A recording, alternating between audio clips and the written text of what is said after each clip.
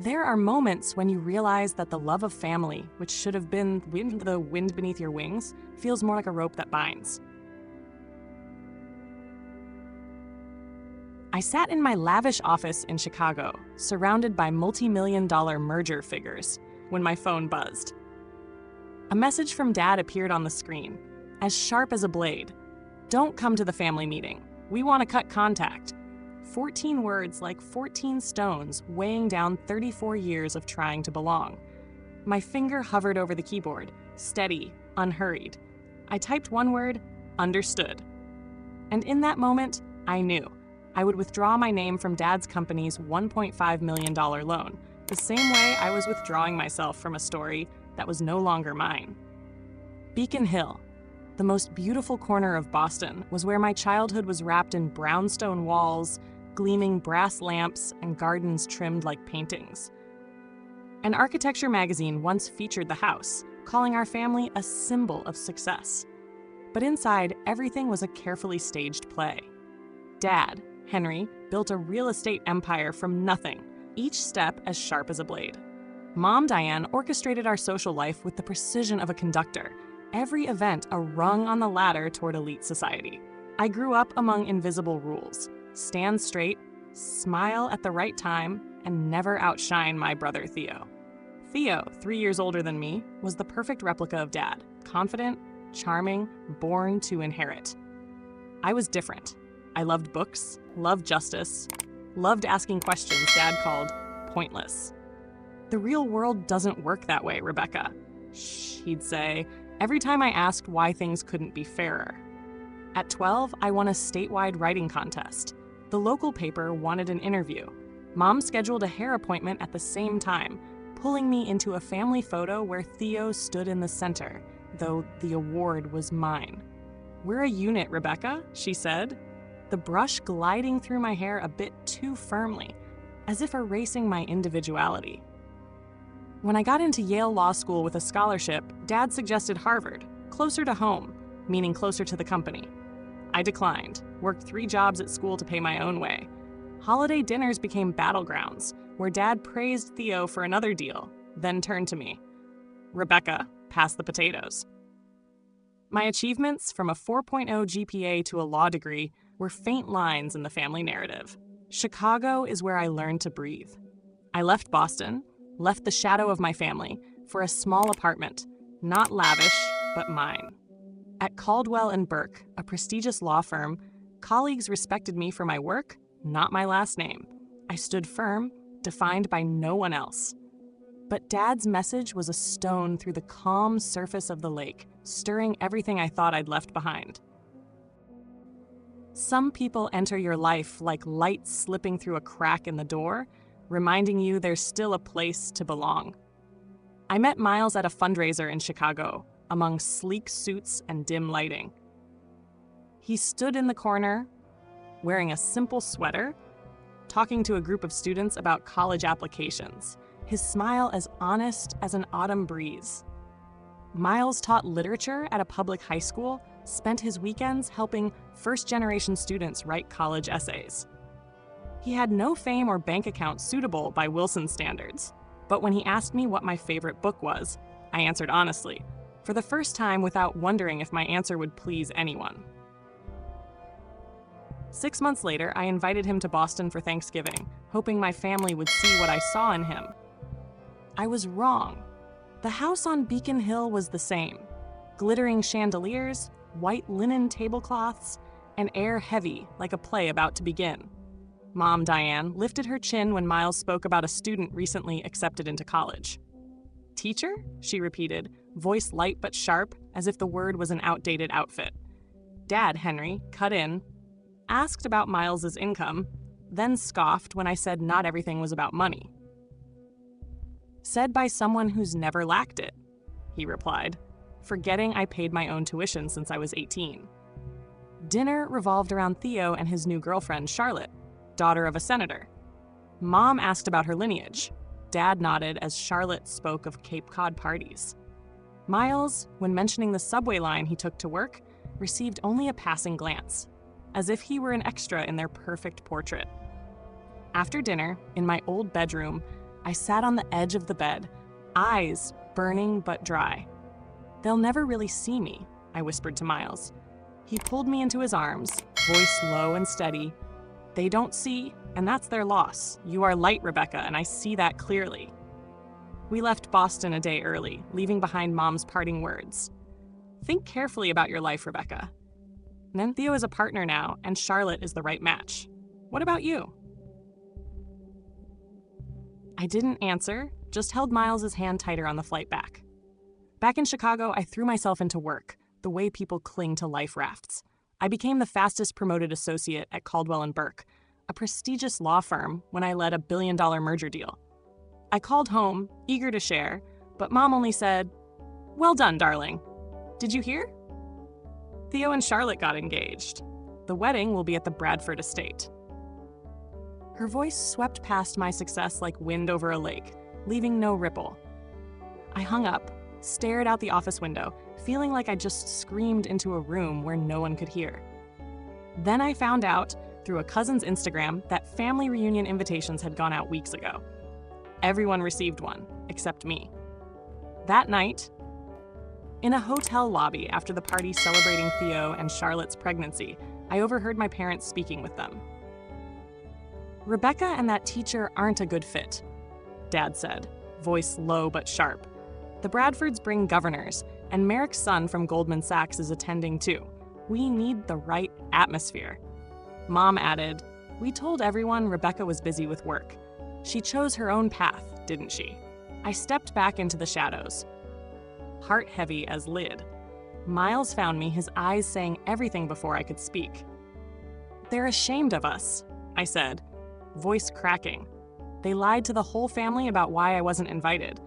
Miles wrapped his arms around me. No promises, no hollow comfort, only whispered, "We'll build a place where you never have to prove yourself." There are days when you stand in front of the mirror, not recognizing yourself, until a single cut forces you to see clearly. In the boardroom at Caldwell & Burke, I was presenting the strategy for the Willis merger, billion-dollar figures glowing on the screen, when my phone buzzed on the mahogany table. A message from Dad, Henry, appeared like a cold blade. "Don't come to the family meeting. Mom and I have decided to cut contact. Theo agrees, for the sake of the company and the family image." 14 words, each like a stone thrown into still water, shattering the years I tried to belong. I looked around, the partners nodding at my slide, unaware my heart was shrinking. I typed one word, "understood," then locked the screen, like closing a door I had once tried to open. The $1.5 million loan. 3 years ago, Dad called, his tone unusually sweet, asking me to co-sign for Wilson Properties. "Family helps family," he said, and I agreed, despite Miles's worried look. Now, as the word "understood" glowed on the screen, I knew it was time to cut the last tie binding me to that company. At lunch break, I called Jennifer, my attorney, my voice calm but firm. "I want to withdraw my name from the loan, right now."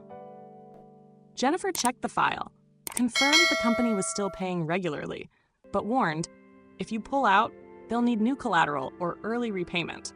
It could destabilize Wilson Properties." I looked out the window. Chicago skyscrapers glinting in the sun. "They destabilized me first," I replied. "Draw up the papers." That night, I told Miles. He sat across from me, his coffee cold on the table. "Are you sure?" he asked, not judging, just wanting me to see clearly. "They cut me out of the family," I said, voice even but heavy. "I'm just doing the same in my own way." Miles nodded, his gaze like a harbor, steady amid the waves. "Then I'm here. With you." His words were simple, but like a breeze that lifted the stone from my chest. I slept better than I had in years, as if I had finally set down a backpack I'd carried too long. The next morning, in Jennifer's office, I signed the papers. The pen glided across the page, each stroke a new breath. "Are you sure?" Jennifer asked, eyes searching. I remembered Dad's voice, the way he asked for the cosign, followed by a dig. "If you worked for the company, this wouldn't be necessary." I smiled lightly, not from joy, but from clarity. Never been more sure. Jennifer nodded, handed the document to the bank officer, Bradley. He, with his perfectly straight tie, explained, "This will require Wilson Properties to secure new collateral within 30 days, or repay early. Do you understand?" I nodded, looking out the window, where the Wilson name tower stood 3 blocks away, shimmering but distant. I understand. Back at the office, I immersed myself in the Willis deal, like a diver going deep to escape a storm. Numbers, clauses, strategy, they were my domain, the place I didn't have to prove myself. But in my mind, I knew. Tomorrow, when the bank notifies them, the family will call. The phone will buzz, not because they want me back, but because they need my signature once more. I looked at the Chicago skyline, light dancing on glass. For the first time, I wasn't afraid. Not because I was strong, but because I had chosen myself. There are moments when you cross a line not for revenge, but to affirm that you are no longer someone's shadow. When the bank announced I had withdrawn from the Mottfeuinham million loan, my phone became a battlefield. Dozens of calls, messages from Dad, Mom, Theo, and unknown numbers, accountants, lawyers from Wilson Properties. Dad texted, his voice sharp through typed words, "Your action is irrational, destroying everything we built." Mom wrote, "You must fix this immediately, Rebecca. Your father is falling apart." Theo called, voice panicked. "Becca, Dad's freaking out. Call back." I locked the screen, letting silence answer for me. In the office, the Willis deal was the lighthouse guiding me through the storm. I typed each contract clause, like striking steady beats to keep myself grounded. My parents showed up at the firm, unannounced, demanding to see me. "They look furious," whispered Alicia, a colleague, her eyes worried. I took a deep breath, told security, "They don't have an appointment. Escort them out." Dad threatened to call my boss, but I stood firm. "I'm working," I said to Alicia, and she nodded, eyes gleaming like an ally. James, my boss, called me in later, mentioned Dad. "He's talking about the loan. Is it affecting the firm?"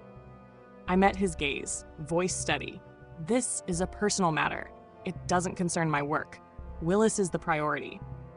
James nodded, asked no more. I left his office feeling like I'd just stepped through a cold wind, but still stood tall. The meeting at Palmer House was arranged for the next noon, at Theo's request. The hotel lobby glittered with chandeliers, marble columns telling Chicago's century-old stories. I walked in, wearing a charcoal gray suit, the pearl necklace Miles had gifted catching the light. My parents sat in the corner, Dad checking his watch, Mom wearing her usual social smile. I sat down, voice calm. "I have 45 minutes. Say what you need to say." Dad began, voice tight as a wire. "You've put us in a difficult position. The bank wants new collateral. We don't have liquid assets. You're forcing us to sell at a loss." I replied, voice soft but sharp. "That's a business issue. The company has assets. Solve it." Mom interjected, voice gentle like when she charmed donors. "Sweetheart, your father's message didn't mean that. It was a misunderstanding. Fravis, we don't want to cut ties." I looked at Mom, then at Dad, my gaze unwavering. No family meeting. Cut ties. Theo agrees. It was clear enough. Dad interrupted. "Your path, the teacher, the law career, your useless questions, it doesn't align with the family image. But the loan was a business decision. You cost me favorable terms." I gave a faint smile, not from joy, but from truth revealed. "So I only matter when I sign papers? 34 years, and that's all?" Suddenly, Theo walked in, hair messy, coat wrinkled from a rushed flight. "Sorry, traffic," he said, sitting beside me. Dad frowned. Mom looked surprised. "Why are you here?" she asked. Theo looked at me, his gaze sincere in a way I'd never seen before. "Because it's time to tell the truth." He turned to Dad. "You didn't ask me when you cut Becca out." I didn't agree. Then he spoke to me. 3 years ago, Wilson Properties nearly went bankrupt. The Harborview project was drowning in debt. The bank hesitated. Dad needed your signature to save the company, not just for better interest rates. I stiffened, heart pounding. "And there's more," Theo continued, sliding a folder across the table. Your signature is on 2 other loans: equipment in 2020, credit in 2021. Did you sign them? I skimmed them, instantly recognizing the forged handwriting. Close, but not mine. No, I said, looking at Dad, who avoided my eyes. You forged my signature. Mom turned pale, whispered, Henry, tell me you didn't. Dad's voice was firm. It was necessary for the company. Everything was repaid on time. I stood up, voice cold. That's fraud, and I'm not your instrument. Theo held my hand, light but firm. You were right to withdraw from the loan. I've spoken to the company's lawyer to resolve the other 2 without alerting authorities. But I'm with you. Dad shot up, coat over his arm. This meeting is over. Rebecca, you have 24 hours to resign, or I'll sue. But his voice held no power anymore, just the echo of a man exposed. Mom quietly followed, her eyes lost. I looked at Theo, my brother, once our father's shadow. What now? I asked. He sighed, because I'm about to become a father, and I want my child to grow up in a real family, not this. There are days when you realize freedom is not about leaving, but about standing still and choosing yourself. After the meeting at Palmer House, I returned to Chicago, carrying a strange lightness, as if I had finally taken off a pair of shoes that had been too tight for too long. Wilson Properties, I knew, was struggling to find new collateral, higher interest rates biting into their profits. Dad, Henry, threatened to sue, but the threat faded like mist when his lawyer realized the 2 forged signatures. The documents Theo had dragged into the light could pull the entire company into legal turmoil.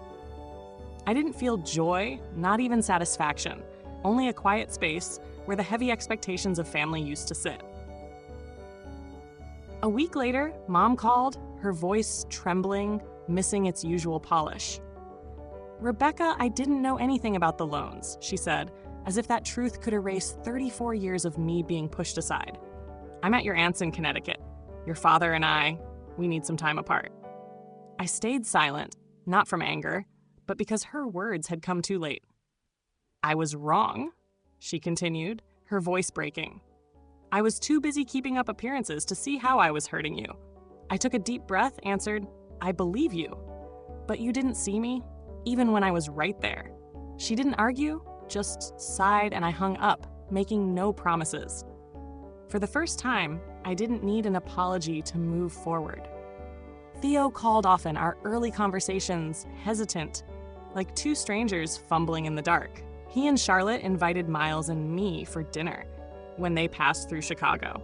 A small table, Charlotte's laughter, and Theo's stories about becoming a father, everything felt real, no longer shadowed by our father. Charlotte says you're formidable, Theo laughed, pouring more wine. I'm lucky to have a sister like you. I smiled, not because of the compliment, but because of the newness of it all. A brother I once saw as a rival, now an ally. Work became the wind that lifted me. The Willis deal was a spectacular success, bringing in the firm's biggest client of the year. Patricia, my boss, submitted my file to the partner board, had my name added to the firm's website, Rebecca Wilson, partner candidate. But the real victory wasn't the title. I began seeing Dr. Levine, a therapist who helped me unravel the invisible threads numerous friends my family had tied around me. The 5-year-old left alone on her birthday, she said, is still inside you, waiting to be seen. I learned to let go, not of my family, but of the version of myself who measured her worth through my father's eyes. One weekend afternoon, Miles took me to Lake Michigan, where the waves lapped gently at the shore and the sunset turned the water gold. He knelt, hands slightly trembling, opening a small velvet box. Rebecca Wilson, you are the strongest and most radiant person I know. Will you marry me? I looked at him, the man who saw me even when I was invisible to myself. Yes, I said, my voice steady. Absolutely yes. The ring sparkled in the sunlight, like a promise of a new beginning. 3 months later, I stood in my apartment watching Chicago blaze in the sunset. Theo confirmed he'd attend our engagement dinner. Mom sent flowers, with a note saying she'd like to come if I would allow it. Dad was silent, and strangely, that silence felt like a gift. I no longer waited for him to open the door. That night, Miles cooked my favorite risotto, the scent of herbs filling our small kitchen. "Any regrets?" he asked, placing the bowl on the table. I thought of all the years spent trying to please my family, of Dad's message, of the forged signatures, and the moment I chose myself. "No," I said, smiling. "Only clarity." If you've ever had to leave a familiar place to find yourself, you know the ache and relief of cutting the cord. Have you ever realized that your worth doesn't lie in those who refuse to see you, but in the courage you find to stand tall? If this story resonates with you, share a piece of your own, no matter how small, no matter how big, because sometimes speaking it aloud is how you begin to rewrite your story.